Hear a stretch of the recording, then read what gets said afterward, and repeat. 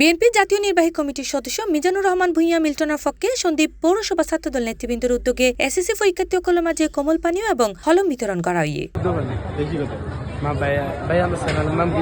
আজ কার্গিল সরকারি পাইলট উচ্চ বিদ্যালয় কেন্দ্রের মাঝে আগত পরীক্ষার্থীসকলের মাঝে এইসব সামগ্রী বিতরণ করা হয়। এই সময় উপস্থিত আছেন পৌরসভা ছাত্রদলের যুগ্ম আহ্বায়ক আমিন রসুল জনি, সরকারি হাজী আব্দুল বাতেন কলেজের সংগঠক ও পৌরসভার ৪ নম্বর ওয়ার্ড ছাত্রদলের সাধারণ সম্পাদক মোহাম্মদ আরফিন, কালাপানিয়া ইউনিয়নের ৭ নম্বর ওয়ার্ড ছাত্রদল সভাপতি মাসুম, পৌরসভার ৩ নম্বর ওয়ার্ড ছাত্রদলের সভাপতি কামরুল হাসান, হরিশপুর ইউনিয়ন ছাত্রদলের সভাপতি মোহাম্মদ সোহাগ এবং উত্তর সন্দ্বীপ ডিগ্রি কলেজ ছাত্রদলের সভাপতি মোহাম্মদ তুহিন। বছরে যে উদ্যোগটা নেওয়া হয়েছে গরমের মধ্যে পরীক্ষার্থীদের জন্য, আগের বছরের মতন এই বছরের ন্যায় চলতে আছে এই উদ্যোগ।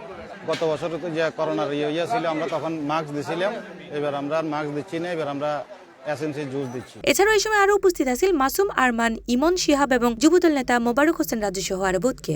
মিল্টন ভাইয়ের পক্ষ থেকে আপনারা এই কার্যক্রম কি পুরো পরীক্ষাব্যাপী চলবে? হ্যাঁ, পুরো পরীক্ষাব্যাপী চলবে। এ প্রসঙ্গে ছাত্রদল নেতাকল জানায়, পরীক্ষা শেষে কোমল পানীয় এবং হলম ফায়ারে সন্তোষ প্রকাশ করে শিক্ষার্থীসকল এবং এই ধরনের উদ্যোগ করে সাধুবাদ জানায় তারা। C+ TV, Chittagong.